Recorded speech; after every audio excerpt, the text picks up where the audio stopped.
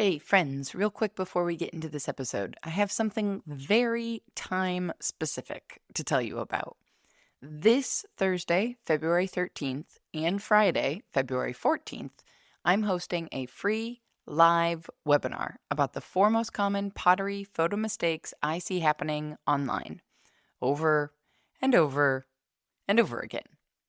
And yes, of course, I'll be sharing how to avoid these mistakes, even with using something as simple as your cell phone. Now, this webinar will be recorded, but you have to sign up in order for me to send you the link.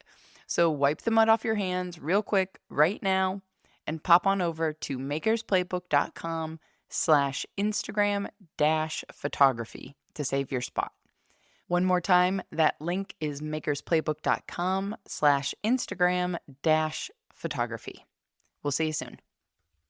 I'm assuming that for many of us, the idea of growing an audience into the 20,000 somethings, making work we love and that's clearly recognizable, and then launching a shop update or going to markets and essentially selling that work with a certain amount of demand is, well, it's the dream, right? But what happens when that dream turns out to not be so dreamy? What happens when the work you love to make and the sales process you set up to sell it don't actually match? Now, let's be clear, this is not a total downer of an episode, but you do know that I started this entire podcast with the commitment of peeling back the curtain and getting into the nitty-gritty of how we actually make this thing, the making a living from the things we make thing, work. Which means sometimes the reality is, even for the people you admire online, it doesn't always work. Now, I want to be clear, before we dig into this conversation I had with Megan Sward, who did recently decide to step away from running her ceramics business full-time, when I say sometimes it doesn't work, that is not to say that it's impossible to find solutions. In fact, in this chat with Megan, she points out a lot of things that would help create a solution. Making sure what you make suits the audience you're also aiming to sell it to, creating a brand experience for that audience so that you uniquely come to mind when they're looking to make a purchase rather than a competitor. Thinking about how you make what you make and whether it's actually sustainable with the business goals you've set for yourself in order to create a viable business. How long it takes you to make those things. How much you can charge for those things. All of these are indeed possible. And we have a number of episodes here on the podcast with fellow makers who have figured it out. But similar to my discussion last week about the idea of a runway to get a business off the ground, there's also a runway of time to figuring out all of that stuff. And sometimes that runway is less of a flat strip of asphalt and more of a rocky mountain trail that hasn't been pruned in a really long time. And sometimes that means that trail gets really exhausting before we see the end. All this to say, I share Megan's story rather ironically, as this episode is airing on Valentine's Day, not to be a pessimist, but instead to help shed some light on the things we, as makers, need to consider outside of the not-so-simple act of making the work we love. And yes, I did just get a love reference in the intro for an episode that's going live on Valentine's Day, so it is time for me to wrap up this introduction and get to the interview before the jokes get any worse. One quick note, though. This episode does contain adult language, so now is the time to make your decisions about headphones or community studio listening or kiddos coming in and out of the room. All right, let's dig into the good, the bad, and the ugly of growing your own ceramics business right after this brief word from our sponsor. This episode is sponsored by The Community. With now over 100 makers from all over the world, The Community is where you can dive deeper into any topics we started talking about here on the podcast.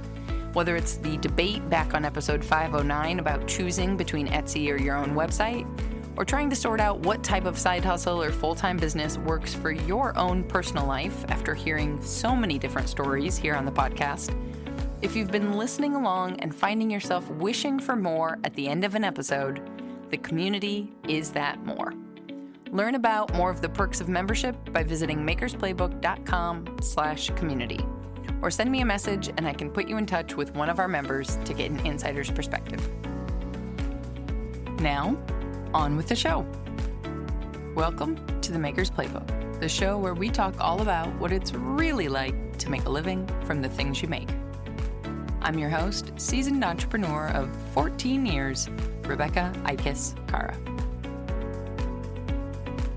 Hey, Megan. Welcome to the podcast. Now it feels official. It's weird. All right, back to the casual. Yeah, let's talk shit. Before I get carried away, oh my God, this is going to be so much fun. Introduce yourself for me however you would like to in the context of a podcast. I don't know. Take it how you want. My name is Megan Sward. I'm the owner of M. Sward Ceramics. I was a full-time potter for like 6 or 7 years. And then earlier this year, switched back to a more traditional job. I'm not really sure the best way of phrasing that because I don't like saying going back to work or getting a real job. Both of those things bother me. Agreed. I went back to Outside employment. Yeah. Non-creative. Yeah, I don't know. Someone else pays your healthcare? Mm-hmm. That's the descriptor to me. Yeah, exactly. So yeah, that's me. Hi. Hello. How long, just timeline-wise, 6 to 7 years self-employed, so then you said went back. So before that, were you making pots but having other jobs on top of it prior? And this kind of was like a natural thing to go back into or a brand new thing? No, this was my first opportunity to be a full-time artist because so after I went to school for art, I moved out to Western Massachusetts and I was like, oh, maybe I could be a glass blower. Dreams, you know? And I was like, oh, that's probably not going to pan out. So I did undergrad in studio art and then decided to go back to school for exercise science and natural progression. Yep. Ironically, Francesco was studying physical therapy before he got into pots. So like there's people. Mm-hmm. Yeah, I am like a weird jock art nerd hybrid. So yeah, I went back, got my master's in exercise and sports studies. And then naturally after that, I worked with at-risk kids. And then I became a trainer. And because I had my master's, I was always handed like the most complicated folks physically. And then I burnt out spectacularly because I would see like 10 people a day and ended up working for one of my clients who happened to be essentially a really, really successful artist, Tom Friedman. He's a world famous contemporary artist. He was an incredible employer and basically watching him, not that I would ever achieve this level of success that he has, but watching someone pursue their creative urges and passions kind of was like, oh, maybe I could do that. And then I got knocked up by my husband, spouse. And everyone's like, oh, okay. I mean, either way. Doesn't matter. It does not matter. But I can just hear the sounds in my head of people. And so, yeah, my spouse and I had a kid. And at the same time, after I had my kid, we moved kind of to the country and my spouse was like, oh, you're really sad, which was accurate. Postpartum depression was real. It was his suggestion to build a pottery studio to help me with my mental health. And then he never saw me again. I was just gone, you know? And then like birthdays and holidays became like the, you know, slab roller gift, the pug mill gift, the kiln shelves and like, which anniversary is like metal, so you can get machinery. Yeah, he surprised me with a pug mill one year. Like, he's like a government experiment in like how great a person can be. And at first I started selling my work just to like feed the habit.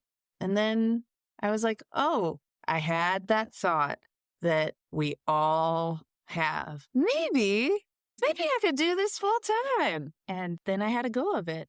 And I learned a lot. how long between beginning of selling to feed the habit, which we also all do, Yeah. before you were like, I'm going to go all in with this? It was probably a decent amount of time. And I was in a very fortunate position to have his support. So he was supporting us financially. So I had a lot of room to think about that. But you know that pottery is expensive, right? Setting up a whole studio is like, yeah, it's a whole thing. It's a thing. Just the bucket. I think people underestimate the budget you need for buckets. It's obnoxious. I always say, I have two friends actually who are building their own studios right now. And I'm always like, just get some shelves and buckets. And they're like, how many? And I'm just like, oh, as many as will fit in your car. 2 trips, actually. Just get all of them. If you have a person in your life who is a potter, just get them buckets. Merry Christmas, everyone. Yeah, honestly, a clean, like a freshy bucket that hasn't been like completely destroyed by my glaze mixing paddle. Like, woof. I mean, if you really want to splurge, for me, from a photo standpoint, if you can find a solid, colored, neutral, a bucket that is not bright orange or bright green, the search for white buckets is a real thing. We just move them out of the frame. All my buckets are white. Almost all of them. Is this a Midwest? Do I need to go on a road trip? I have to go to the East Coast just to find plain buckets. Okay. Most of you know what? I should ask my spouse because this is actually really appropriate. Every year he brines our Thanksgiving turkey in a 5-gallon bucket. And then when he's done, I'm like, my bucket now. And they're always white. Interesting. So food safe? I mean, probably. Also, they look like hell now. I mean, they're absolutely destroyed, but we just always have some. Francesco always has some, like when I go to try and take photos, you wedge up a bunch of clay, you put it in the bucket, and the bucket is next to you by the wheel, so that if you don't finish it that day, it's a lovely surprise the next day. You're like, oh, thank you, past me. I don't have to wedge today. But bright orange just doesn't do it for me photographically. I do have one bright orange. Yeah, the whole color balance is no. Mm-mm. I mean, if Home Depot wants to sponsor this podcast, then I'm down for the bright orange bucket. Oh yeah. Yeah, if Home Depot, if you're listening, we're not opposed. We're not opposed.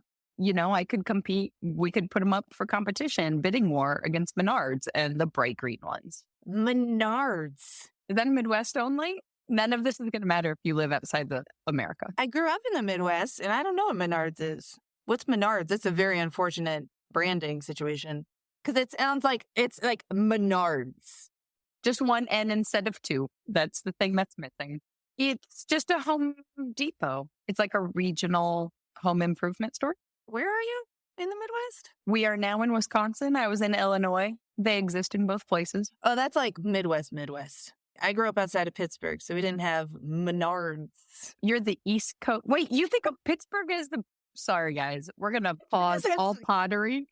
Side note, yes, Pittsburgh is the Midwest. Are you kidding? I do not think of Pennsylvania as the Midwest whatsoever. It is the East Coast. Western Pennsylvania.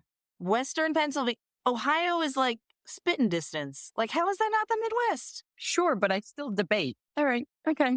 We don't have Menards, which I now want to... I'm just going to say that. I'm going to come back to that. All right. It'll be the title. It'll be the title of the episode. Menard. So they have green buckets, like a Kelly green. They have the bright green. But at the same time, my whole studio, occasionally when I show my face on social media, people have sometimes been like, oh, you're really tan. I'm like, I'm not tan. I just live in Castle Grayskull. Like, this is just, there's no color in my studio. And so apparently this presents as tan, which we can all agree is not at all. That's hilarious. So I completely got off track.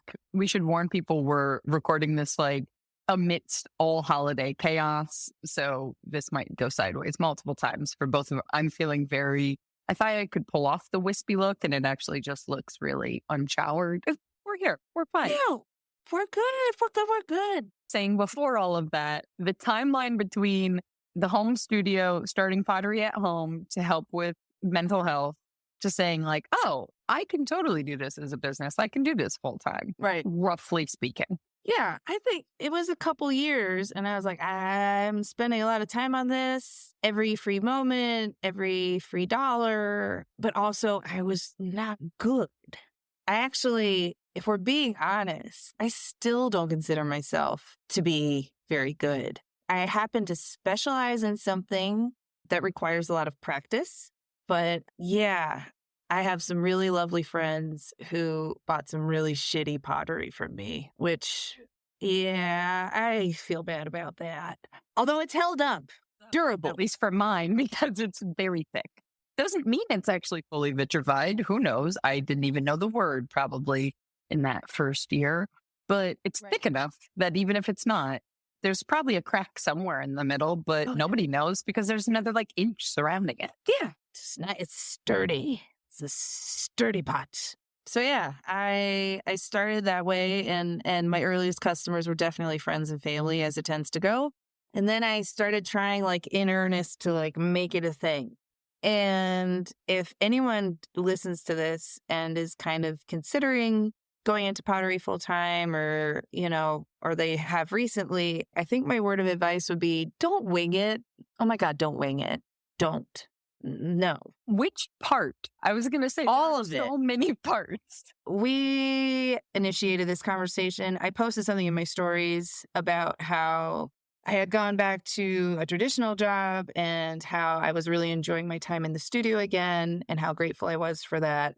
And you were like, oh, do you want to talk about it? I was like, I don't know if you want to talk to me about this because I feel like I'm just going to be a big downer because the checklist you have to go through to really, really decide if you want to do this kind of thing full time is outrageous, right? Because most jobs you show up and you have a role and you leave. But being a full time artist right now is not like that, especially making something that can't be replicated, because like I have friends who are in 2D mediums and they're able to shoot their work and sell cards or calendars. And I'm just like dying of envy of it. Like I would give anything. So yeah, I think my biggest word of advice is have a strategy and like, what's your angle going to be? Or you can have multiple angles. Like there's just so many things, right? I mean, that was though the whole point of me starting the podcast, because I remember getting into ceramics, looking on the internet and going, okay, hold on.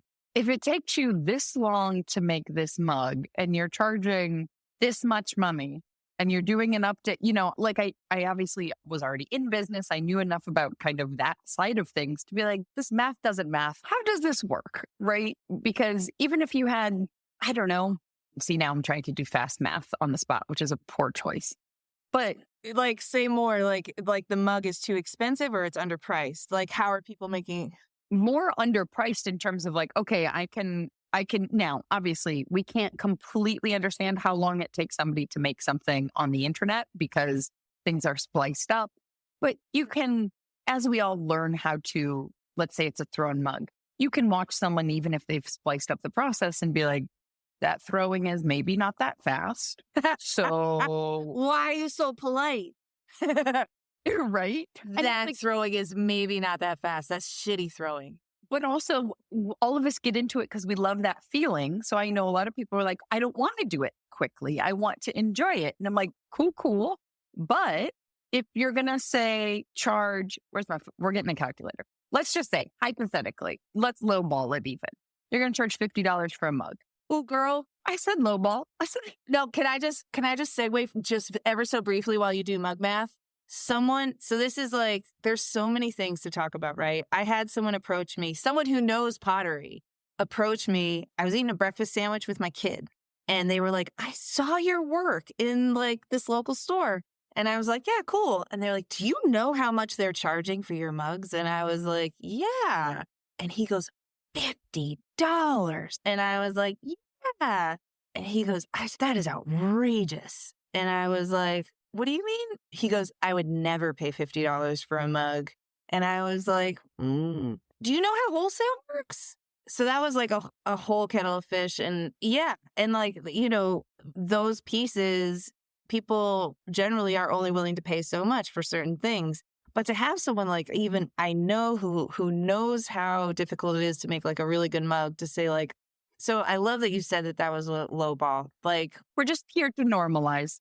We're here to normalize. God, I mean, I was just making mugs the other day and I was like, I can't, this is outrageous. This is taking forever, you know? Even when you're like fast at it, right? Like this is the thing that's shocking to me.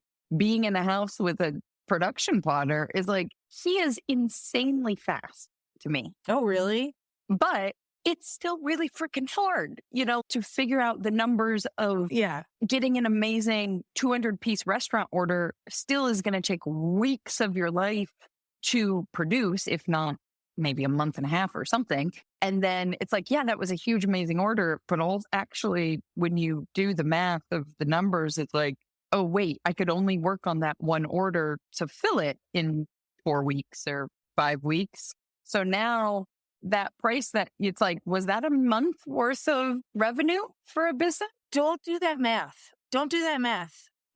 Nope. It's super depressing. But what I'm really happy for you is that you are doing it as a partnership. And I was alone. F plus, 1 star. Would not recommend trying to do it alone. It's not fun. This is fascinating to me because this is a perfect example in why I love having these conversations for everybody else to hear, because grass is always greener. Because I'm like, oh yeah, you're doing it the smart way. You have stable income, healthcare from another place. I'm assuming, I don't know. No, what my your spouse husband does. Yep. It's like, oh, that's the sensible way to do it. That's like the example that's out there frequently. And I feel like we're just a little unhinged. I think it is worth me saying, I just want to preface everything I say that this is my experience, right? This is my experience in my basement with, the things I have available. So if at any point I sound doomy and gloomy, I just really want to emphasize that it's just me. Like, this is just my lived experience. And that just because I went for it alone and found it intolerable doesn't mean other people aren't doing it, in a wildly successful way. So yeah, that's just a blanket statement of. Right. We should put that disclaimer at the beginning of every interview, actually. Please don't say, this is not a universal truth or anything. It's really it's just my experience, but valid as well. Absolutely. That's what's fascinating to me is like, from your side, looking at what we're doing, you're seeing, it's a reminder that I think we all look at what somebody else is doing and only see the positive sides of that. Right. Mm-hmm. And as soon as the words came out of your mouth, I was like, I mean, yeah, that's not untrue. Because for the longest time, when I first was starting the photography business, all I wanted was somebody else around to be like, what the hell am I doing? Like, is this right? What do we do? And that's, I don't know, maybe that's why I'm so obsessed with community too. It's like, even if it's not a business, because, flip side, remember, if you have a business partner, you have to like agree on things and make decisions together. Love him. Yeah. I mean, it's a lot. It's a lot. And like I was saying earlier, I think if I was winging it and I was not thoughtful about it. I was successful. I think I was successful, but at the end of the day, it's night. No, at the end of the day, it's so much. And I've talked to other Potter friends about it, and it reminds me a little bit of parenthood, in that no matter what someone tells you, it's really hard. It's really hard. It's really hard. It's beautiful. It's really hard. People just aren't going to realize it until they're in the thick of it themselves. But that will not stop me from trying to inform folks, particularly potters. It's really hard. It's really hard, particularly with the way it's presented on social media. It is physically demanding. It's really hard on your body. It's really hard creatively because, you might have these things you want to make, but then you have this little voice saying, but are those the things people want to buy? Right. And so, for a long time, I only used white and charcoal glazes. That was it. Zero risk taking. because I knew if I only used those, they were more likely to just blend in with people's aesthetic. And I kind of rationalized it as like this kind of quiet luxury thing, you know? And after a while, I was like, oh, this is not authentic, right? So you have to like make these compromises creatively, which is only like one facet, not even getting into like, are you good at shooting your work? I doubt it. There's like 200 I trust are decent, but Yeah. No, and I'm not saying I'm one of them, right? Like are you good at shooting your work? Does your brand have a story? Are you going to be a market person? Are you going to be a wholesale person? Are you going to be a hospitality person? Are you going to be in direct sales? Like, there's so much, right? those were like 4 different options? That was just 4 different options. Markets. So I'll put markets in with direct sales, even though it's in person versus online, totally different. I guess I mean online sales. So you've got online, direct to consumer, in person, direct to consumer, wholesale, and hospitality, which would be restaurants and things of that nature for people, right? So it's like 4 options.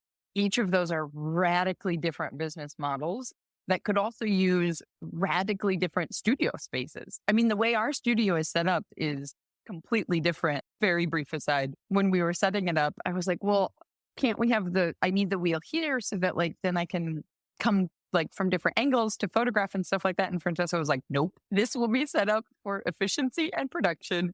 And I trust in your skills to be able to figure out an angle. Good luck with your problems. Unfair compliment. Like, that was not nice. Oh, no, but it's true. And that's the other thing is like, as far as marketability and promotion, is your studio going to be flawless? Are you going to have that spotless wheel? Are you going to have the spotless studio outfit? Like how many plants do you need space for? Yeah. Mm-hmm. Like, there isn't a Monstera in our studio. I feel like I'm failing at Instagram. But it's like, are you willing to put that effort into the aesthetics? Or are you going to be like, I don't know, maybe me, and just be like this chaotic, feral cellar dweller person, just being like, this is what I happen to capture today, and process it, as you see fit. And then are you willing to have your work mimicked?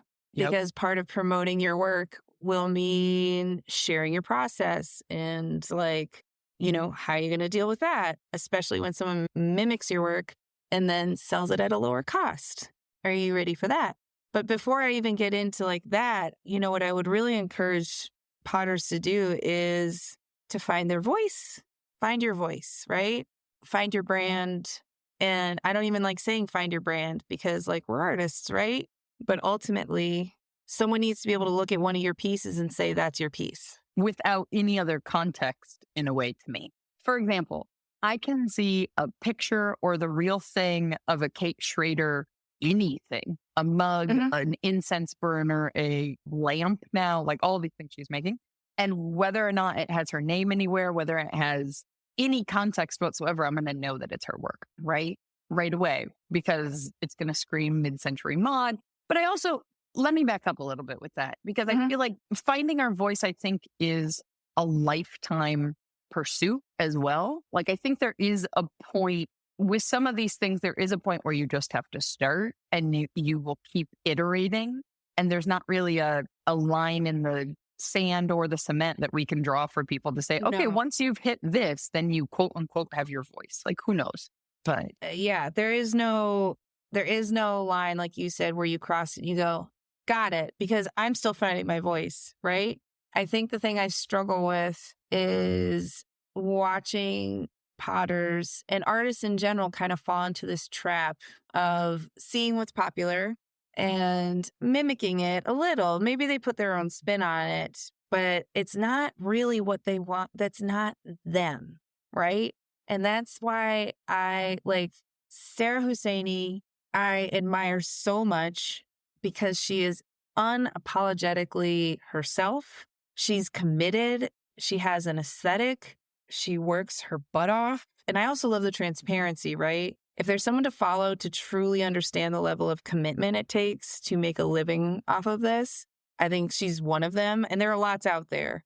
But yeah, like you look at one of her pieces, you know exactly where it came from and it tells a story and you know how she did it, but also you don't, right? Which is like the beautiful kind of getting to the social media side of things, like finding your boundaries would also be equally on that list for me, where it's like, okay, you can share your process, quote unquote, from a marketing standpoint, from a brand standpoint, but you can also kind of hold some portions, some pieces of it back. It's like the secret ingredient in a chef's recipe, right? Hmm. Even if you get the whole recipe, it's like, well, if this chef makes that recipe and this chef makes that recipe, it's not going to be the same thing. Yeah. And people have tried to mimic her and it's not it. And that honestly, like on top of finding a voice, on top of being authentic, be exceptional, right? No pressure, no pressure, no big deal. Just make something that's really, really, really well crafted and then specialize in something that is so unhinged. No one is going to actually be able to do it. They'll try. They might try. Generic ain't it. And unfortunately for us, especially, you go into Target or wherever, Target, don't cancel me. Like, I need things, but like you go into Target and these stores have gotten so good at mimicking the look of handmade. There has to be that element where you can look at something and say without a doubt, a human made it, Which is ironic given we're talking about Sarah's work because she is such a perfectionist. She's literally, the unhinged part is she's trying to remove any of her human imperfections, which is hilarious. That's why I love her so much, though. That is why I just can't. The admiration is there but there's like proof of it, right? She's doing it, which is part of what makes it so valuable. So I think she's a really good example of someone who has like committed to an aesthetic and a style and gone above and beyond to achieve that style, and then has shared elements of like how it's produced. And, you're invested as a customer and you know how precious it is. I'll attempt to move on, but we'll probably come back to Sarah's stuff all the time because we both admire I her can talk work. about Sarah all day. Cause whatever number podcast it was, we'll link just reference it now. Just link it in the notes because it is a good one. Exactly. It's a two-parter. It was that good. That's how good it was. There's not many of them. When I think about, we were talking about marketing and all of this online, she is showing the human side of it, which is such it's a big piece of any of those business models. We talked about those, direct in person, online, direct to the consumer, wholesale, or hospitality. No matter what, any of those, we still have to be reminding whoever it is that's buying our stuff, you're buying this because humans made it with their hands. And that's why it's the price that it is. And that's why I can't get it to you tomorrow. And that's why. And that's definitely what she's doing over and over again in showing the difficulty in many ways, because then someone's like, oh yeah, I'm going to set an alarm for the shop update because I know it's going to take her X months until the sellout. Yeah. But like however many months in between every drop. And so if I don't get it now, I'm going to have to wait, that whole process and why it is that way instead of. It has to be that way. Yeah. You have to create that sense of urgency. You have to. There's no way to make the level of work that she does and that a lot of potters do. There's no way to achieve that level of work and keep a rolling inventory. It's just not possible. Yep. There's humans. Fine. There's humans. I want to go back a little bit though, because everything you're saying is true in terms of the stuff you have to figure out. I think there's also a point where there's 2 points. You have to figure some of this out up until a certain level of like what we're saying is a lot of these things are easier to figure out when you're not paying your groceries with it, is what I'm hearing. Yeah. There can come a point where like, okay, you have figured this out enough that maybe now you want to rely on it to buy your groceries.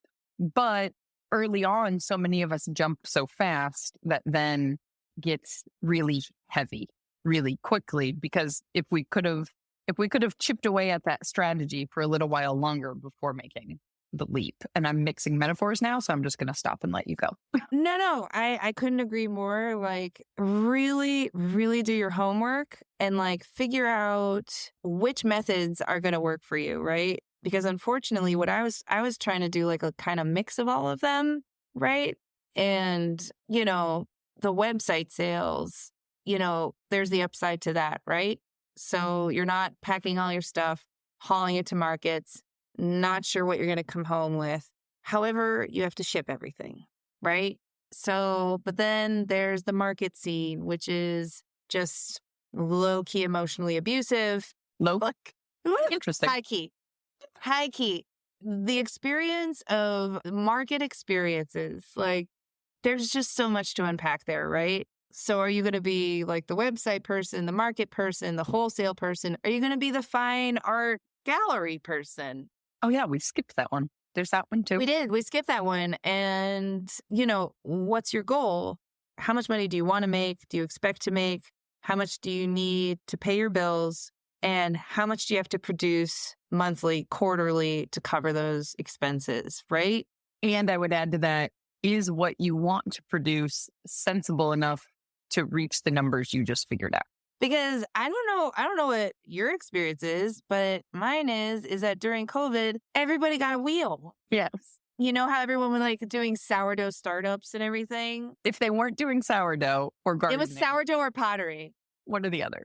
Yes. And I'm just going to call a spade a spade. There's a lot of shitty pottery out there. And I have, there's two beliefs in me, which is follow the creative urge, make the art, be beautiful, do what you need to do. And the other part of me is, please don't sell shitty pottery.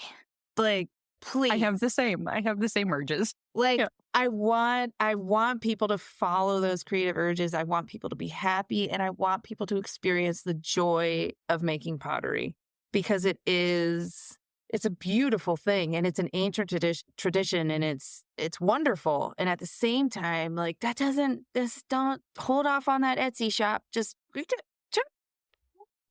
time out, right? Nope. Publish button? Not yet. Did it? Oh, hold on. Like, yeah, like what are we doing? What are we doing? Is someone going to chip a tooth on that mug? Let's think about it, Both things are true at the same time. And I always feel like a bit of a jerk admitting that, because, like I have a kid. He gets on the wheel and just makes absolute chaos. And I'm like, that's amazing. And then I'm like, don't sell it, honey. It's not that good. Like, we're not actually going to fire it now. I'm going to teach you how to recycle. True. No. It's, to be honest, I do live my truth. And he's like, when are we gonna keep this one? And I'm like, no, that's going to take like a year to dry. Once we start making pieces that can dry, then we'll fire those, and those are going to be mayhem, but that's fine. But yeah, I'm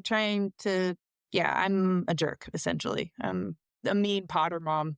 This does make me feel like I now also speak my truth. That first year or two, I absolutely sold. Everybody has heard the story that I sold this set of terribly groggy cereal bowls, of which I still need to replace, to my dear friend and client. Oh my God. It's the sound of it alone must be brutal. I mean, to be fair, I did reglaze them for her after she received them, and her husband was like, this is uncomfortable. So I took them back and I did another coat of clear glaze to try and, but there's only so much you can do. There is only so much you can do. Yeah. And they had, I think somewhere along the line, after I threw them, I decided they were going to have a foot. So was there enough clay on the bottom to really actually make a foot? Absolutely not. There's like a millimeter. Oh, you could throw the foot on. Did I know that in the first year? Absolutely not. No. I absolutely know. Not. But I will say I came back around during COVID, quarantining at my parents'. I borrowed a wheel from the local college, but my parents were like, how is this going to work? We don't have a kiln. And I was like, no. I'm just going to practice. All I did was throw cylinders for brilliant. weeks. And I cut them in half, and I took pictures of them, and I sent them on WhatsApp to Francesco, and he critiqued the shit out of them. Yeah, no. And I got better. But that's the fascinating thing about pottery, is it is one of the few art forms that we can practice and then have it all disappear and nobody has to see it. and we can reuse it and we can be responsible with our resources. Oh, yeah, You know? 100%. Yeah. And like, the practicing cylinders thing is huge. Like, nope. I think being a potter does take talent, but it's not like other mediums. Like, I can't draw. Oh, absolutely not. Not to save my life. No, I can't. I know that I could practice, but I feel like ceramics, if you apply yourself enough, you can get better at it in a way that you can't improve in certain other mediums necessarily. I don't know. I would love to, I'm so curious to We'll hear. get an illustrator on here and tell us what they. I'm so, yeah, exactly. I'm going to get DMs and be like, well, you can't just be good at this. All right. Well, but yeah, I mean, practicing cylinders are where it's at. And it's like, are you willing to do that? Are you obsessed enough with it to spend, X amount of months just throwing cylinders? Because it's the foundation, right? But yeah, it's just the strategy, the planning, and then the switching between roles, right? Because I think that we romanticize what it's like to make a living as an artist, because in your mind, you just get to like create and then you make a living. And it's like, unfortunately, the actual making part it's just not the majority. Like any other job, essentially. Any other job that looks cool. Yeah, with the caveat, asterisk. Any other job that looks, when I was in grad school, I went to grad school originally and I was like, oh, I'll be a collegiate coach and then I'll teach art as well or something. That was going to be my plan. And then I realized the only thing I liked about coaching was actually coaching. I liked being on the field and I liked working with athletes and I liked watching people learn. Most of coaching was just like an administrative nightmare. It was dealing with parents, dealing with administration. It was funding. It was scheduling. It was just, I was like, I don't like this. And I was a baby at the time and I didn't realize that's every job ever. That reminds me of the conversation I had with Kara. I was like trying to pull up the. Kara Lee? No, that's a Kara. Kara. Oh boy. I just showed my hand because she's charming and I forgot it was Kara. This is why I ask everybody's name at the beginning. No, Potter's Butter Lotion, Kara, from Asheville, North Carolina. I'll send you a link later. The best lotion on the planet. Not sponsored, but just love it. What's it called? Potter's Skin. Potter's Skin? Potter's Butter? Potter's Butter. Sorry, Kara. I forgot. I think both are correct because it's Potter's Skin Butter. Potter's Butter. It doesn't roll off the tongue. It's fair. Oh, by Cara May. Cara May. Cara. Now I'm getting confused. We're going to clarify all of this in the links in the show notes, y'all. Just click the link. But the phrase she said, talking about making pots, but then she also makes lotion, was, what is the real job? Because she realized with the lotion side, the real job is scooping lotion into containers over and over and over. What is the real job? Figuring out what is the thing you think you want to do, and then figuring out what the quote unquote real job is with it, to figure out, like, even though every we were just talking about this the other day, like everything is going to have some aspect of something you don't like. That there is nothing out there, but it's like, are you willing to put up with the parts that you don't like because of the stuff that you want to do? Or at what point does one way outweigh the next and you need to make a change, much like yourself? So. Yeah, I mean, I think in my case, we just kind of ran out of runway, Full transparency, I was making money. I did make money as a full-time potter. Did I make a living? I don't know. If I didn't have my spouse's health insurance, if I didn't have that safety net, knowing like, if I don't sell pots this month, our mortgage is going to be paid. Yeah, I didn't make that much money, right? And I make 3 times now what I was making as a full-time artist. Yeah. And it's guaranteed, right? I get that paycheck every 2 weeks. And boy, that security. I guess I would just really encourage people to think about, if they're doing pottery on the side, are they ready? Are they ready to not have that security? Because it is really good. It's really good to know I'm going to look at my bank account and I know it's going to be there, instead of I have to do a shop update I have to do this market. I have to sell X amount of things. And basically what I noticed last year is I felt like I was right on the edge of quote unquote, like making it, whatever that looks like. I felt like I was really, really close. And I was starting to be accepted into like more highly curated markets that were more like luxury oriented, and people just were not buying pots the way they had, especially during COVID. That's like a little bubble that should just... COVID cannot be a reference point. No, I worried for anyone who started in that. And so I started the photography business in 2010. So to remind everybody, that was still a recession, right? That was a great time. Frankly, I was to photography what everyone who bought a wheel and put it in their garage was pottery. To be honest, like I'm very self-aware on that. I was absolutely that person. I had a lot of very grumpy, slightly past middle-aged dudes tell me not to get into it because there wasn't any money in it anymore. Well, it's also because they were just kind of cranky at that point. We had fully shifted from film to digital. We don't take advice from old white dudes anymore. Know better, do better. But it had fully shifted from film to digital. So access to the technology was easier. It was cheaper. Totally. There's so many parallels I'm seeing with ceramics now. Yeah. Right? There's more availability, right?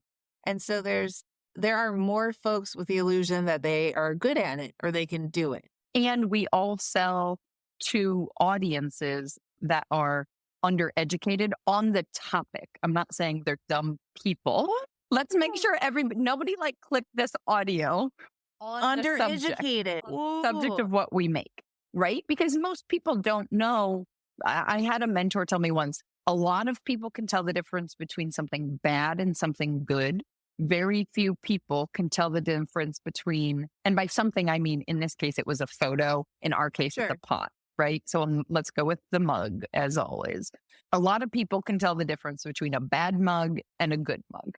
Very few people can tell the difference between a good mug and a great mug, right? And it's that gap that from a sales standpoint, from a business viability standpoint, all of this stuff that like, it's like the Grand Canyon of.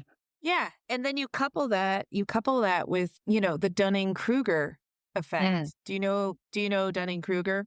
Yes, but let's just get it on air for clarity. Oh yeah, because this is going to make me really popular. It is the lack of self-awareness that prevents people from accurately assessing their own skills. So you get a lot of folks who are like, I made this. And worked really hard at it. Like put genuine effort, like all things are true. And you go, yeah, you did. You did make that. And they're like, I'm going to sell it. And you're like, okay, pop off, honey, live your dream. Because that's the thing is I just feel awful even saying that. Like, wait. Just get a little better first. Coming from someone who I absolutely know that I am not an expert, right? Because on the flip side, there's also a percentage of people who are incredible and say, it's not good enough yet. Let me, they're also, I think there comes that other side of it where it's like, at a certain point, you do have to put yourself out there and sell the darn thing, like that kind of both sides of the same coin, maybe one side slightly heavier than the other. Definitely craftspeople and artists I see who are keeping the day job who are like, it's not there yet. It's not ready. I want to keep pushing. And in reality, for all of us as craftspeople, we will always keep pushing. Right. Oh, yeah. Because if you respect what you do, if you are obsessed with it enough, you're going to always keep trying to get better. So the bar just keeps moving also. Yeah. And I think, before I knew more, I used to like poo-poo certain methods too, right? So like slip casting or ram press or hand building or whatever it was like wheel thrown or die, Keep listening, people. She's not done with the sentence. Yeah. Don't stop the quote there, right? And it's like, no matter what the modality or the method is, right? It's all hard. Okay. It's all hard. There are no shortcuts, you can look at, I'm trying to think here, like Kurt Hammerly, right? He gets the most shout outs, by the way. I think Hammerly Ceramics should actually sponsor the podcast. I'm just saying. Well, I mean, like, I think it's a really good example of someone who has scaled up production and put an outrageous amount of work into it. And if you just come in as an observer right now and you see the kiln load full of somewhat identical pieces, you go like, Slip casters, what? Slip casters, boo. And it's like, I said, bitch, you have no idea what it took to get to that level. No idea. And so that's another thing to consider if you want to make a living. How are you going to scale up production? Because you cannot wheel throw forever. You just can't. It's not possible. It's just not. As you were saying that, I just realized that as we were at the beginning talking about choosing a strategy, there's the strategy of the business model. There's also the strategy of the making, which I think is really particular to ceramics and pottery, whatever category, whatever name we're choosing. Because unlike any other medium, there are all these modalities, but there's also all of these things you have to be a freaking expert at that take a lifetime to become really great at. And so I think, Kurt's the perfect example, choosing a strategy of like his interest in glaze development.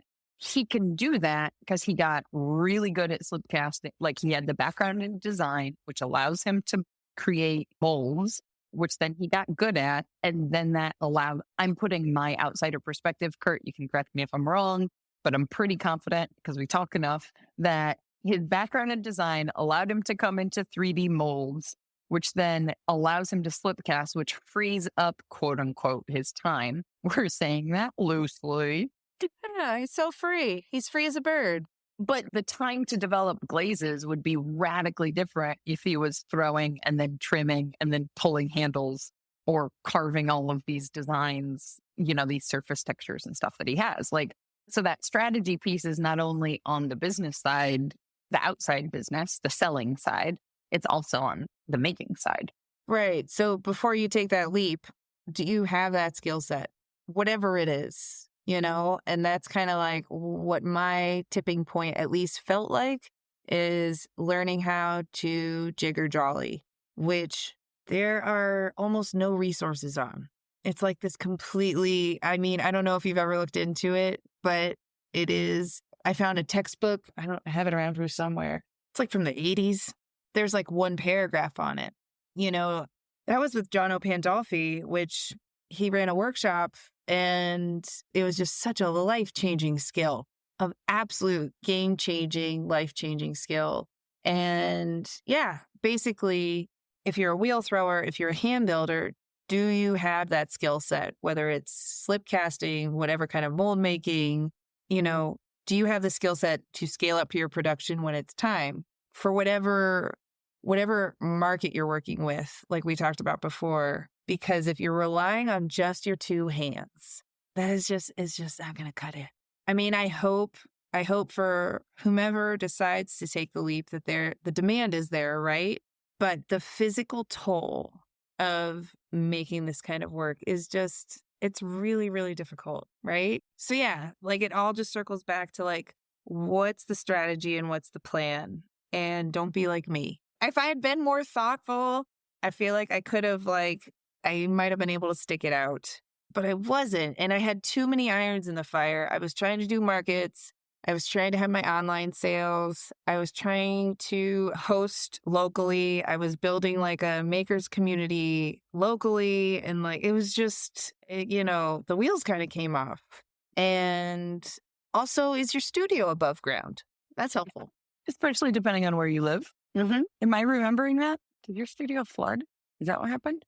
My studio didn't flood. I'm just like a very sensitive little soul, and I just don't do well being in a basement. Natural light is important for your mental well-being. Yeah. I had this like little transom window and I would get occasional sunlight through it, and then I would like chase it like a cat. So yeah, like what are your working conditions? Because I know Sarah Husseini, for instance, I believe she started it in her bathroom. I feel like that's true. Or kitchen, something very small. Something tiny and inconvenient. And if you don't have space for a home studio, like, are you going to rent a space? Are you going to have a brick and mortar? Oh my God. Like, We were just having this conversation because it's like, okay, if we're going to go down the route of restaurants and have that be our specialty and have that be our strategy, what we thought was enough space is very quickly like, well, is it? Like, again, it's back to the shelves and buckets, the title of this episode. we need more buckets. Shelves and buckets. But just because you're running out of space doesn't mean we are making so much revenue that taking the overhead of the outside space actually makes any sense, you know? Right. And also, even if you are in the basement, do you have insulation? No, it was quite cold. I didn't have insulation. I didn't have a sink. The sink was tricky. But like, seeing Jono's space was really eye-opening for me. Granted, he's in hospitality, but it was like going to Willy Wonka's factory. It was seeing behind the curtain. I was like, oh, this is what it takes. And this is how many people are doing it. And this is how buttoned up the process is, right? Like, it was truly eye-opening. Which is interesting because I kind of want to pull us back a little bit because, as you said, we were both worried people listen and then just be like, oh, it's never going to work. I give up. Oh, you can't. No one's going to listen to this and be stopped. No. Like, because when I talked to Jono on episode, I can't remember which number, but I'll link it in the show notes. He talked a lot about how it's been like a set of stairs, right? Where you kind of have that, you have to go to the next place, which is chaotic and crazy to get there. But then you get there and you plateau for a little while and you let the system work and see what works and what doesn't and you fix it. And then once that's running smoothly, you kind of get to a place, okay, like, all right, now it's the next level. I think of him talking about that in the sense of what you're talking about with strategy is like, there might also come a point where you don't go up an infinite staircase. You just decide this is going to be my space and this is where I'm going to live, which is a little bit of also what I talked about way in the early days of this podcast in terms of the tension between like deciding how much growth you actually want and what you actually want to handle, right? Like, how much work you can do as a solo person, then deciding, all the strategies we're talking about maybe informs that. The strategies look totally different if you say, okay, actually, I want to have a team. And then where does that actually work in terms of how big of a team you need to be viable versus how small of a team you want to keep in order to be small and flexible? I've done both and they're really different realities, like incredibly different realities. Because then you're managing people and then you're needing to teach people and rely on those people. And, that's a whole different ballgame. Doesn't mean it's not possible, but. Right. I think it's just so easy to underestimate the number of roles you have to fulfill. Like, we've touched on a lot of things. And ultimately, I think part of my failure is not the word. I don't feel like I failed and I'm still doing it, but I just really didn't respect the number of roles I had to fulfill and to really be good at them all, right? So you hear folks saying it online or they do the reels where it's like, this is our shipping department, this is our marketing department, this is our, and it's all the same person. And it's like, oh, okay. But then when you're actually living that and, you're setting up your tripod to document your process or you're shooting all of your work for a shop update, it's really unromantic. And I don't know. I do miss it a lot. The level I was working at, I miss being in the studio as much as I was, but I also love being able to create without the pressure of monetization now, And I also think that, the number of followers I have or whatever, I think most of those people are potters. Speaking of getting into the territory of clout and social media stuff, it's like, well, you can do this. You have X amount of followers. And it's like, And people say, oh, potters buy pots. And it's like, yeah, but I mean, I got to the point where I was kind of pricing myself out of my own pots, which I don't think is uncommon. I was talking to someone the other day about how their work is going, and they're not a potter, but they were saying something similar. Like, I'm not catering to myself as a customer. I am catering to a whole other level. That was like a really hard transition for me mentally for photography. Yes. Was like, there was so much guilt around it for me in terms of, accessibility, or even like having a well-meaning friend or family member or first cousin once removed, whatever. I have very large extended families, wanting to support you and having to be like, yeah, it's going to be this much money. And they were like, or you just kind of don't hear back. And it's awkward and it's uncomfortable. It is awkward. So then there's that balance of like knowing your value and also knowing like if someone presented you with that price, you'd be like, no. That's actually a point I want to talk so much more about in, I don't know, in so much depth, because I think we also as artists tend to undervalue other people's services or craft. And it's like, hey, until we start, because we, especially as potters, part of why I love us, we are tend to be, I'm going to stereotype us. I apologize. I think we're a nice crowd. We're a wonderful crowd. We also tend to be very independent DIY people, which is sensible because it's really hard to make money as a potter. So you have to be like willing to kind of figure some stuff out on your own. But sometimes that also means when you see the price of somebody else's services or work or whatever, it's, well, I can't. And it's kind of like, hey, if we want people to buy our stuff, we also have to be willing to pay other people what they, like when we're able. You're not always able. I'm not saying you should go into credit card debt to put yourself in financial strains. But I noticed that thing all the time for photography, for me at least, was there was this period of time where you're trying to barter and trade with everybody. If it's an equal trade of services, that's totally cool. But sometimes it's like you can't be cheap with a different craft and then expect people to respect your price, I think is what I'm trying to get at, right? Because you're kind of putting out mixed signals. I don't know. Yeah. I mean, I guess I don't think that's not my experience, because I assume everyone is doing really, really hard work. I think probably the trick with photography is that people have the camera in their pocket and they just have this idea that it's easy. But yeah, it's super, super tricky. And I think a lot of potters underprice their work because they have to. It's like, what will the market bear? And, for someone like me, who my specialty is colanders, right? So poking holes. I met another potter not long ago.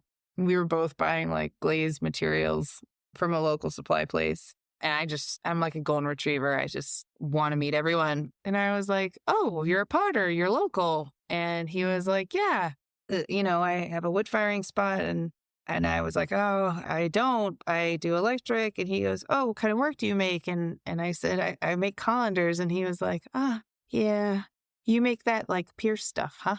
And I was like, And I was like, why do you sound mad about it? He goes, no. I've seen it before. Like, like there's a lot of holes. That is how a colander works. I was like, brutal. Like, I'm not asking for you to be impressed or anything. But I'm also just like, don't be depressed about it. Yeah. But like that is like kind of one of the things I specialize in. And it just takes forever. Like straight up. I see posts about use a power drill or here's like how to make it easier. But the bottom line is it takes a long time to do it well. And ultimately, like it's an expensive thing. And I specialized in something that I kind of considered like a modern family heirloom, something that you gave as a wedding gift, and like it was around forever and it lasted forever. But, last holiday season, I finally got into Field and Supply, which is it's a really, really nice market. It's highly curated, really high-end goods. And I was like, this is it. Like, yes, this is like, these are my customers. No, no, like nothing is more humbling than driving hours and hours and packing up all your wares and watching the person next to you who I loved selling pot holders, just crush it. Just, woo, just pot holders flying off the shelves. And you're like barely making your booth feedback, right? And that's kind of when I was like, oh, I need to do something, you know? And I'm just like, I'm putting all this work into it. And just because you put all that work into it doesn't mean someone's going to buy it, which is so heartbreaking, you know? And it's really true. That's a piece of your soul. You are putting, that's you. I don't know how many colanders are out there, but that's all me. I feel like You have Horcruxes. yes. Oh my gosh, I do. If nobody's ever read Harry Potter, I mean, it feels weird referencing now because we know things about J.K. Rowling we didn't know before. So setting that aside. She's a terrible human who wrote some good books. Right. And, 20, no, more than that, however many years ago it was, decades ago that it was, we didn't know that. Horcruxes, they're little bits of your soul. Yeah. And I think that's true of a lot of artists, no matter what the medium is, right? Like you're really pouring yourself into it. It's why we do it in some ways. Right. Like it's irrepressible. And then to monetize that and then to have that sense of rejection as well. So that's a whole other kettle of fish, naming your strategy, calculating your overhead, and just openly watching people reject you. Which I will say, buckle up. You can I don't want to say you get used to it because that's not entirely true. I think you start to experience things more removed in some ways, for me, at least. I think it balances out too, though. For example, last year when we did our first ever market, the first person to walk up to the booth and kind of scoff at the prices was a much bigger emotional feeling than literally just this past Saturday, when before the market had even opened, a woman was walking through. There's always those early ones. And oftentimes they are not the people that buy things. They're not coming early because they want to make sure they get their hand at the full inventory. They're just whatever. And you learn to read people better is maybe what I'm getting at. Because I knew from 10 feet away that this woman was absolutely not going to buy a pot and absolutely going to think everything was too expensive. And sure enough, she walks up to the booth. I'm setting stuff out on shelves still. And she asks me how much our giant mug is. And I tell her it's $70. And she was like she literally audibly sucked air in. Yeah. And then she proceeded to tell me about how that was crazy. And I just, without a beat, said, well, if my healthcare was cheaper, the mug would be cheaper. Oh, shit. You didn't. I did. Oh, I did. That is literally, it was just Saturday. We're recording on a Tuesday. That is quite literally what I said. But I've said in a very upbeat, I'm not judging you. It's not a problem. Our stuff is not for everyone. And to strategy's standpoint, we physically cannot be for everybody. We can't make that much work. But I didn't say that last year, though. And I've even been selling my soul for longer than that with photography. And I still had to kind of get around to it again with a new medium. The best part of that story, though, is that obviously all of our vendor neighbors heard me. And it was so encouraging for them. For me, was the best part. You don't owe people affordability, unfortunately. I work for a nonprofit now. I work with super low income folks, and there is that conflict, right? But unfortunately, it takes time, materials, effort, skill, all the things. And it is. It is what it is. And it hurts, right? Of course, we want to be accessible. Of course, we'd love to have a sliding scale. And that's just not the economic model we live in, which really stinks. I had another mentor say to me once, affordable for who, right? Because is it affordable also for you as the person making it? If you can't afford what you need to live, let alone thrive, right? It's not actually affordable. I know. It's a really tricky model. It is. Yeah. There's just so many things to dip into, right? Because we've talked about strategy and finding your voice and all of that, but we haven't even dipped into glaze chemistry, right? Do you know glaze chemistry? Are you willing to learn glaze chemistry? Do you know how much it is to use commercial glazes at a production level? Because it's expensive, right? Is part of your strategy painting on glazes, and is that sustainable time-wise? Right. Are you a graffiti artist? Because, oh boy, I got bad news.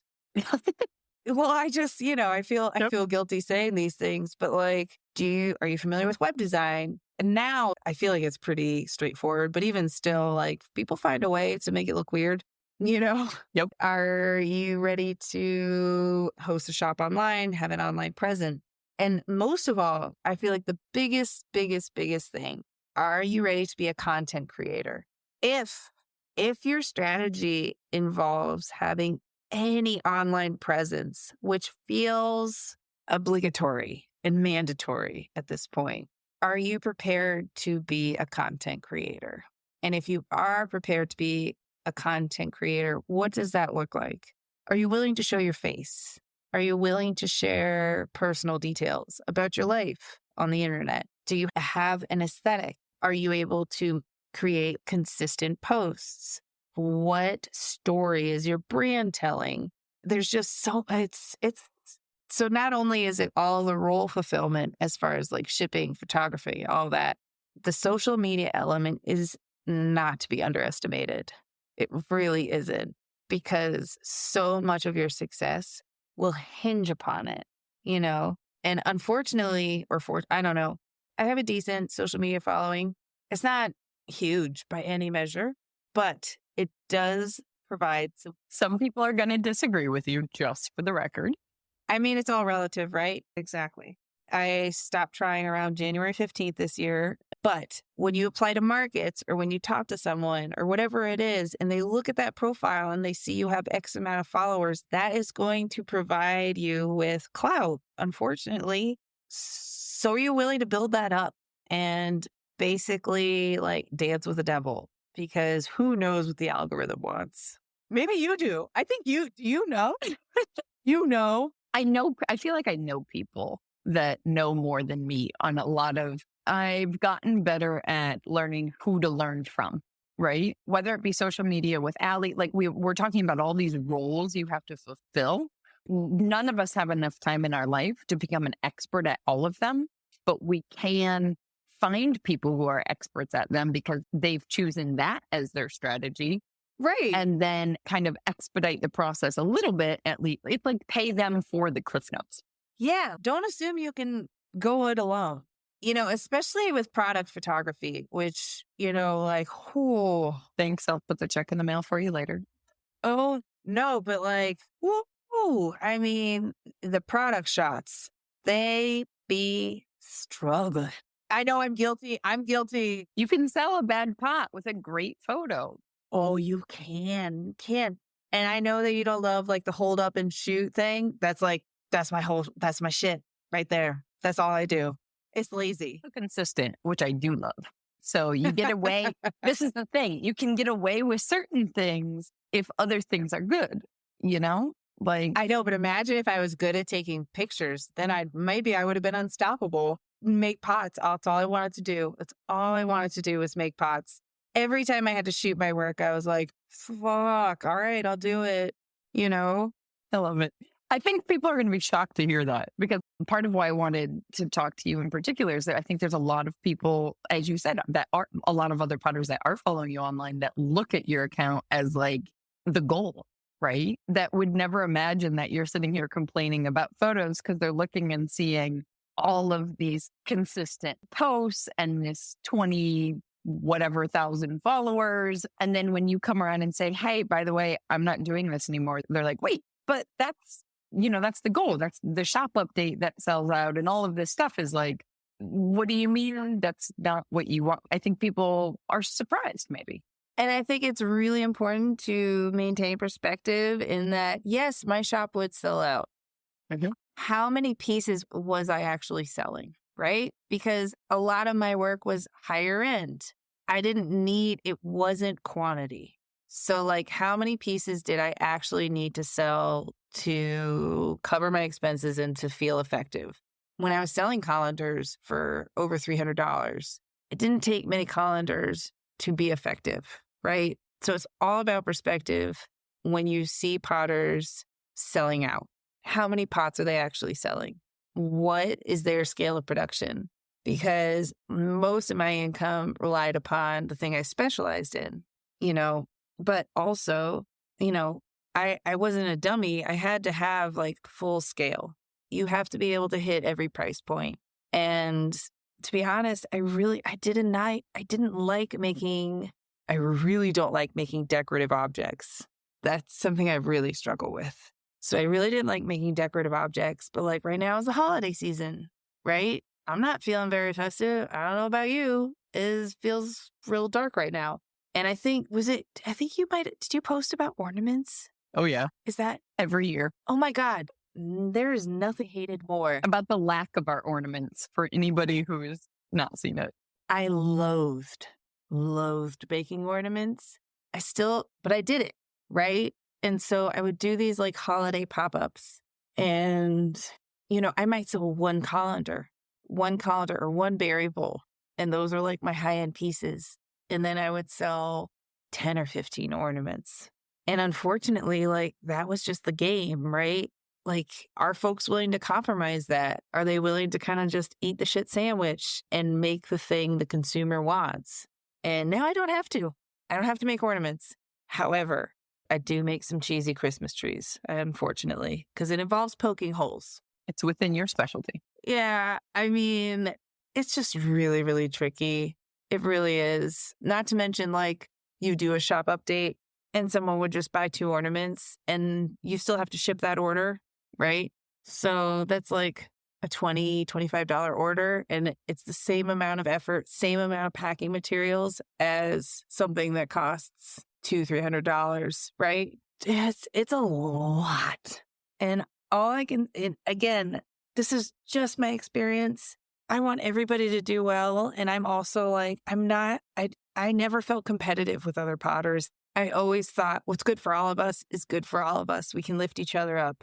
But I also just want to be realistic about how challenging it was and is. Like I'm still doing it. Like I'm trying to find that balance. But yeah, how much are your packaging materials? How much time are you spending packing orders?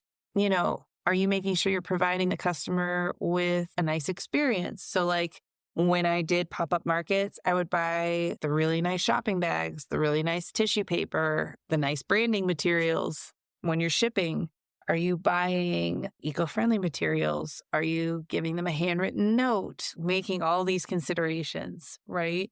Because that all goes into what story is your brand telling, right? And in my case, it was just like a squirrely lady in her basement with like an anxiety disorder who was just like really seeking peace. And like my way of seeking peace is poking holes in stuff. And my hope was that, when people live with my work, they experience the same kind of peace that I got from making it. So I think it's really important that if you are doing this full time, like make sure that your brand has a story that people connect with that resonates with them. It can't just be pretty pots, unfortunately. It has to be something human. Yes. Yes. Yeah. Which is tricky. It's really hard to find what that is for ourselves. But when you do, it also means, to me at least, you don't have to shout as loud, because we all talk about the noise on the internet or whatever. And it's like, you don't have to scream on top of the mountaintop to be heard if there's something more and there's something unique to you and your story and what's important to you that, is truly kind of specific to yourself compared to if it's like, well, it's well made and microwave friendly or something, like so is Target's. Yeah, unfortunately. And I think coupled with that is the fact that like there are TikTok trends and stuff. And going along with, are you willing to show your face? Are you willing to share personal details about your life? Are you willing to just dance? I'm going to reference another, like this, apparently the show notes of this episode are just going to be links. It's fair. Because that is why I love Ellie Mason for Instagram strategy, because I think going back to the word strategy constantly, this is one of those things, the dancing or even the whether or not you make ornaments. Like, yes, is there a demand for them? Absolutely. Have we ever made one? Absolutely not. Is Cara Terra at the point yet of being 100% viable for a household with no other income? Nope. Neither is Maker's Playbook yet, to be frank. There'll also be a link in the show notes to support the show. Basically, photography kind of gave us the runway to see if we can make this work, right? Without it, absolutely not, which might surprise people. But there's strategy decisions on so many levels, right? Like for our own online shop, you can buy a spoon rest at a market in person. We'll wholesale spoon rests. We're not going to sell them by themselves on the website. Because to your point, it just doesn't make sense to pay for the postage if someone buys just that one item, you know? So that's even within itself like another layer of the strategy of like, okay, what works in what space? And like the stuff that we'll wholesale, we're probably not going to sell individually online because it just doesn't, we're never going to wholesale a mug. Honestly, I'm impressed that any ceramicist or potter does wholesale at this rate. I feel like it is like truly not a sustainable practice. I think you have to be incredibly, I'm just going to keep using the word strategic about what you're choosing to wholesale. Unless you're like M. Kwan, who I look up to tremendously. Like, you know, you can reach a certain level where I think that makes sense. But for most folks, getting paid $20, $25 for a mug, granted, I know you're paid up front. I know you're paid in bulk, all those things.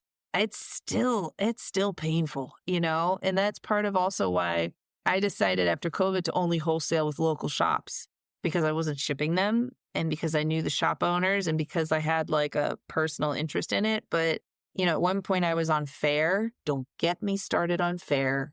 This is probably not the time I should tell you we're starting one in January. Oh, I know it's the Etsy of wholesale. We'll see. No, and maybe they've changed their terms because I haven't been on it since it's been a few years. Probably not. It was wild how little money. Sorry.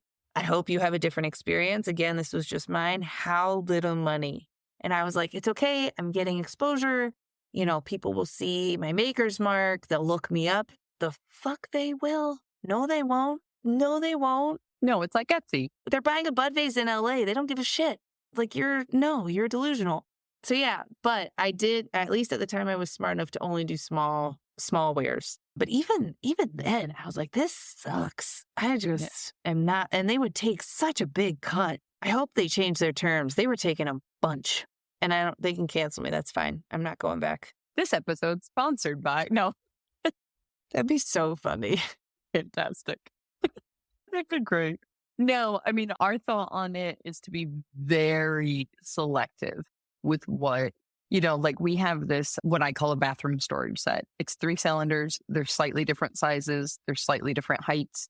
They look super cute together or individually. I don't want to ship them individually. We've been doing that for a little bit. It's done. So something like that, we can stop selling direct to wholesale for ourselves. Making cylinders all day, as we said at the beginning, is the name of the game. That's literally the fastest thing possible at this point. And so that can work. You know, we're not the giant mug that we can't. That is a very big mug. What are we talking here? It's 24 ounces. And Francesca, we have opposite mugs. Yeah, exact opposite mugs. This is not my mug, by the way. This is Melissa Weiss, by the way. So I don't even have my own mug for this podcast because I guess I'm not. I wasn't thinking strategically. Nah, don't worry about it. But it holds 24 ounces and Francesca throws it like 600 grams of clay. Okay. That's less than 500 is a pound. It's like 5.5 inches tall and 4 inches wide or something. Yeah, I throw my mugs with 600 grams of clay and they're pretty big. But I also I like a heavy bottom on my mugs. I don't know. That's me. I can send you a recently disgruntled Etsy customer who would love one because apparently they knocked this over so many times. I was like, it's not like, do you want a pyramid? I like a heavy center of gravity, but that's just me. That's just me.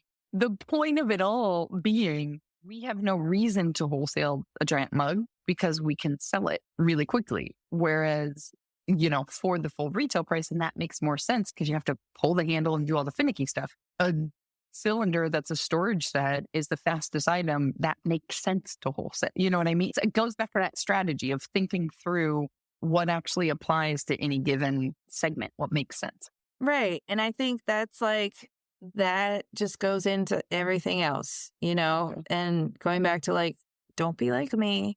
Don't wing it. Do not wing it. What is your point of sale? Like, what are you doing online? Are you doing markets? Whatever it is.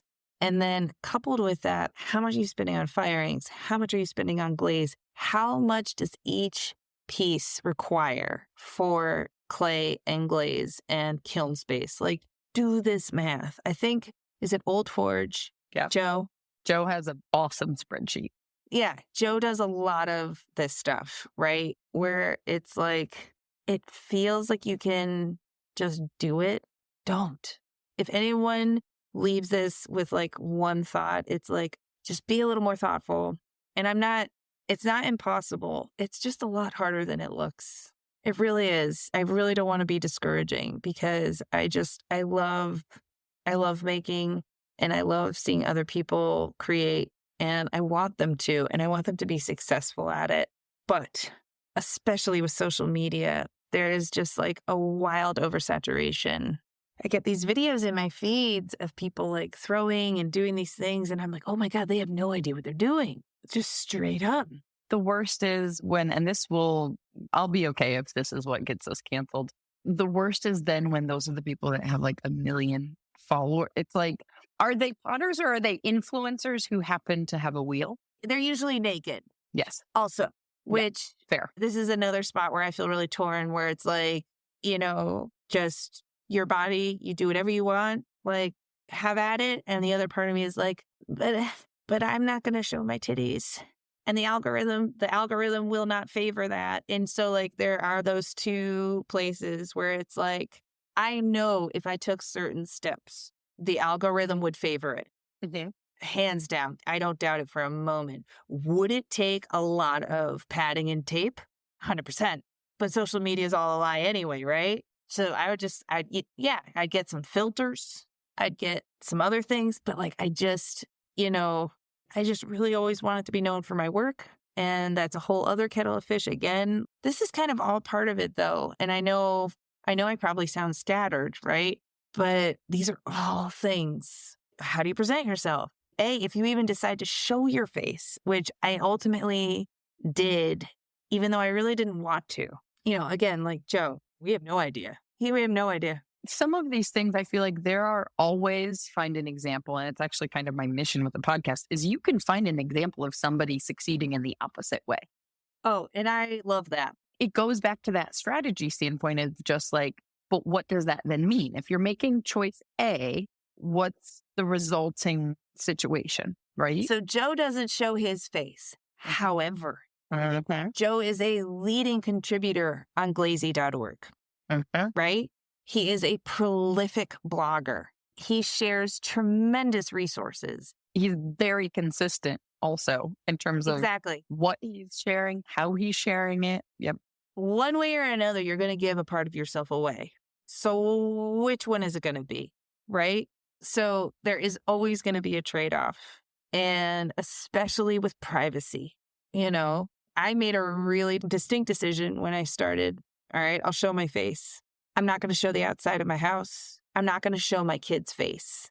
I'm not going to share anything about my spouse. Like, where are your comfort lines with social media? Because unfortunately, that is just going to be really important for you to know going into it, right?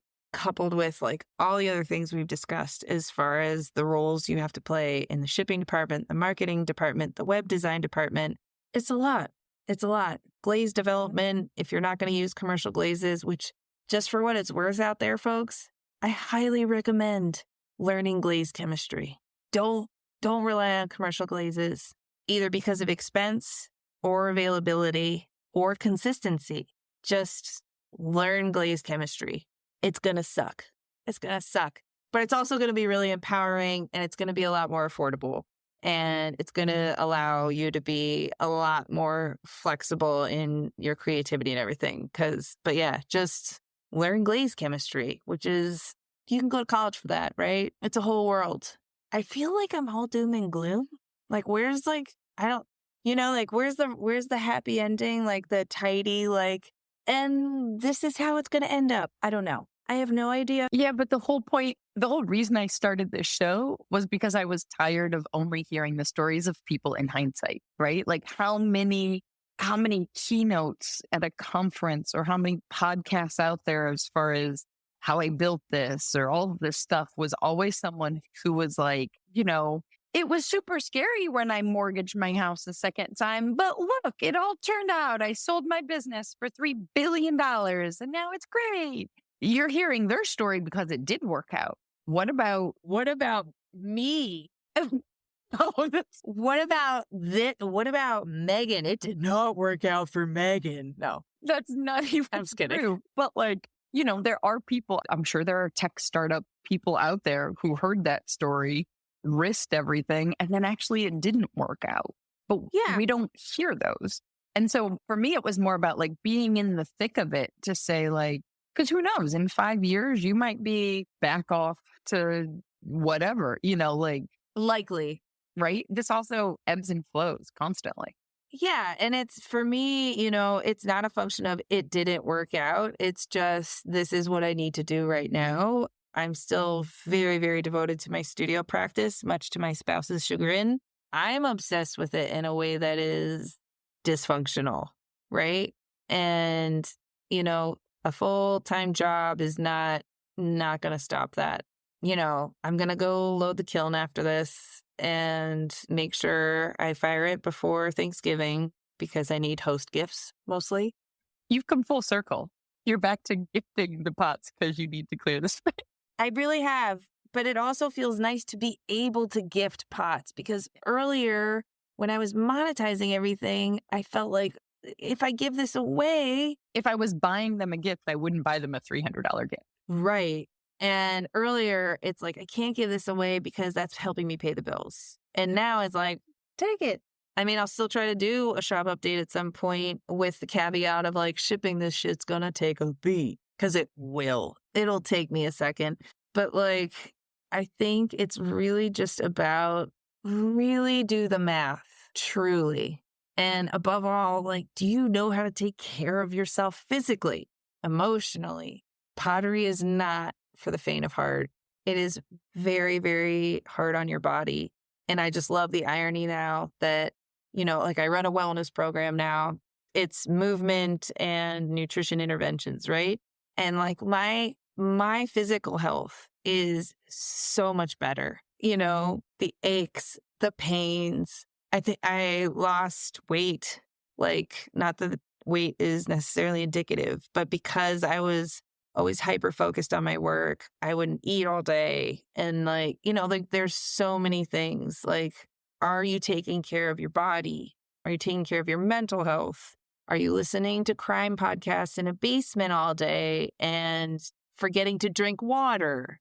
Less of a concern if you're listening to pottery podcasts all day, but forgetting to drink water. It's different. It's totally different. Yes. The pottery podcasts were way better for mental health. Just for if anyone's already listening to this, just stick with the pottery podcast. Do not go down. Stay in the light.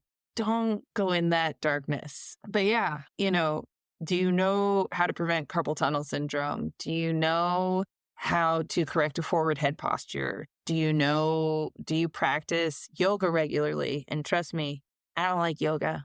Let me just say that right now.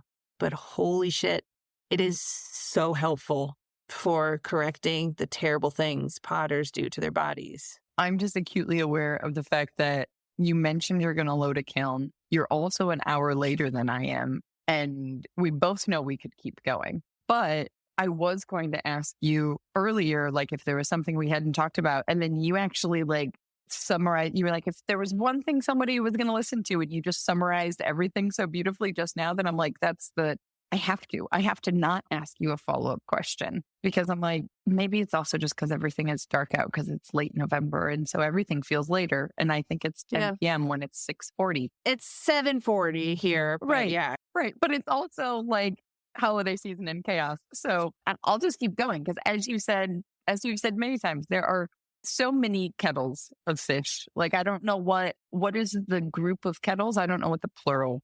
There's just a whole school. We've got a university worth of schools of fish. Yeah, it is. And I think, above all, it's be really careful, be really thoughtful if you're someone who has financial security with a job right now and you're considering taking this leap, oh my gosh, consider it and just really take all the things into account and figure out like what your strategy is and what your voice is.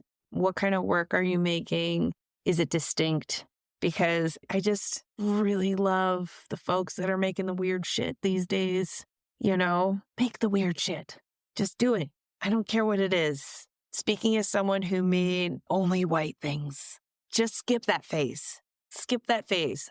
Don't worry about your stuff fitting in or blending in with someone's, crate and barrel dishes. Don't worry about it. Make the weird thing. Be really, really good at it. And know that you're going to have to market it, ship it, make it yourself, and do all of that, right? That's all I got. So I hope I'm not too doom and gloom. And again, this is just my opinion. Please, no one, don't cancel me because I said, I don't even know. I've said a lot of things. I guess what I'm just saying is learn about standards and craftspersonship and like what a good pot is, what it feels like, what a nicely balanced mug is, and all those things. Like, just get in there, get into the weeds, be nerdy, and be weird. Above all, oh my God, above all, get weird, stay weird, please. That's all I got. Did we just end as what's the city? Like, is it Portland? Are we at like the tourism marketing of Portland? Get weird, stay weird. Follow Rebecca's advice. Take good pictures of your pots. God damn it. Doesn't have to be hard, I promise. That's why I'm here.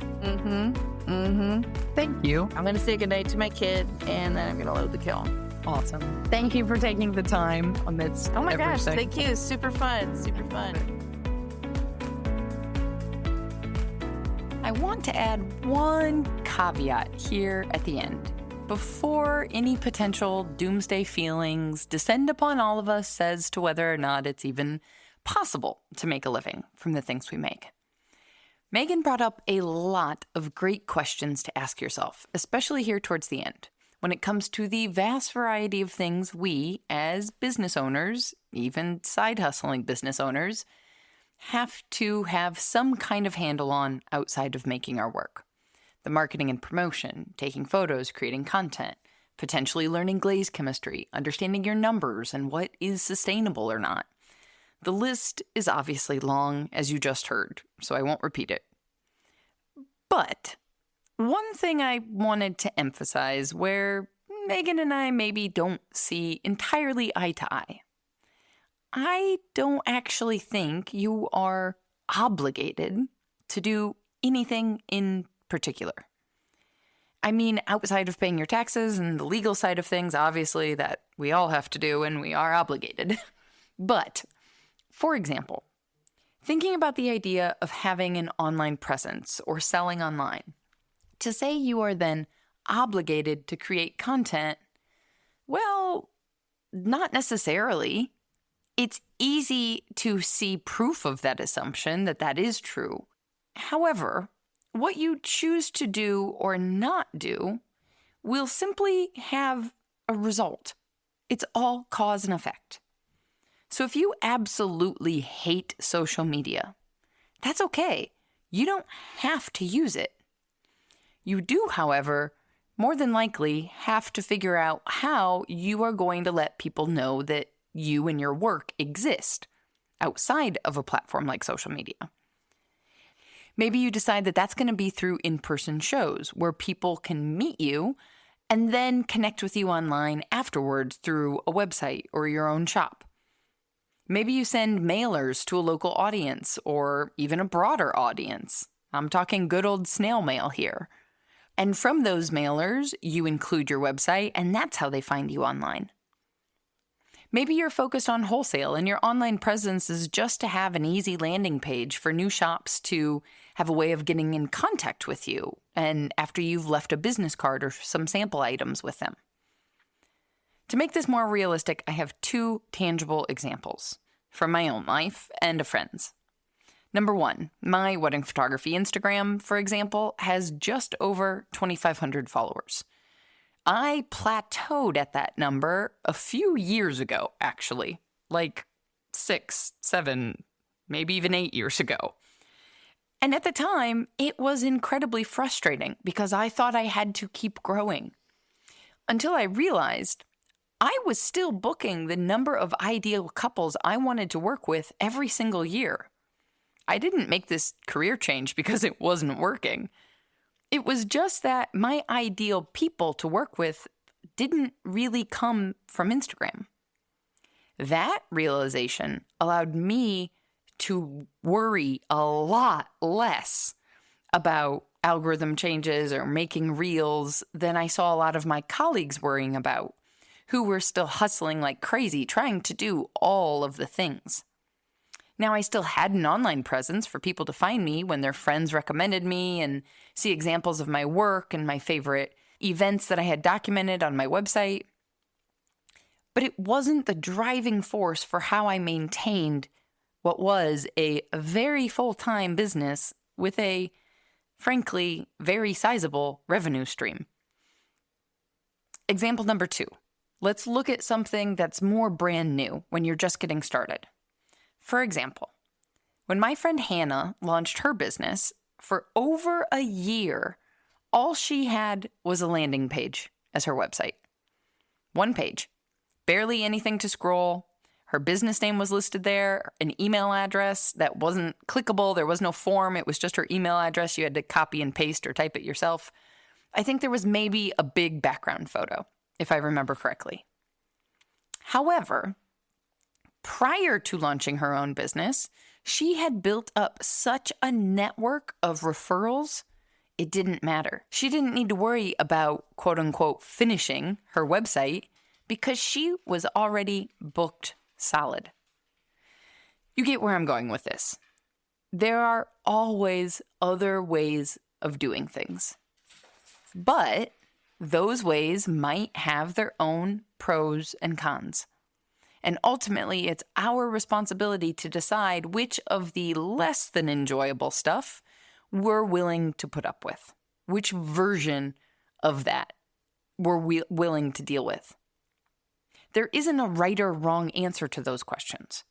They are incredibly personal and entirely dependent on your own personality, what stage of life you're in, what stage of making experience you have or business, and frankly, they will probably change as those stages of life, making, and business change themselves. And as always, they are all, annoyingly perhaps, very interconnected.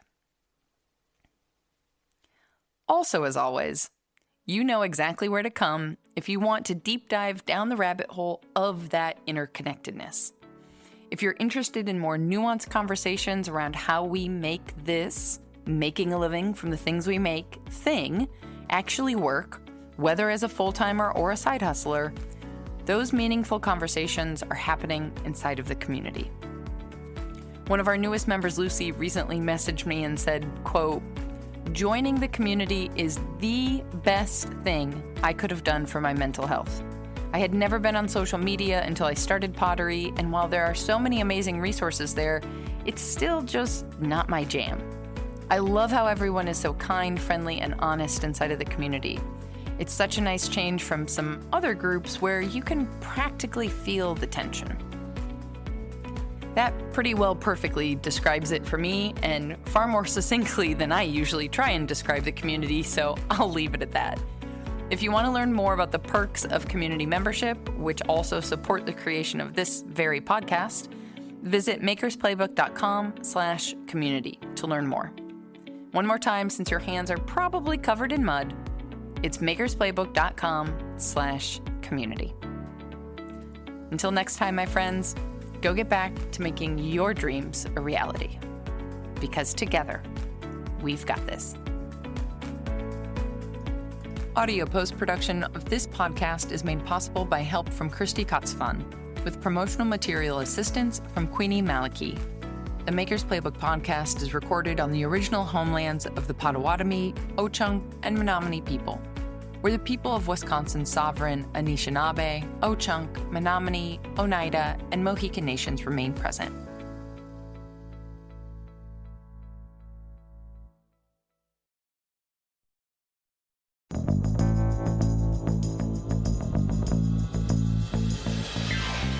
This podcast is a production of the Brickyard Network, an extension of the Archie Bray Foundation for the Ceramic Arts. To find out more about our lineup of ceramic podcasts, visit brickyardnetwork.org.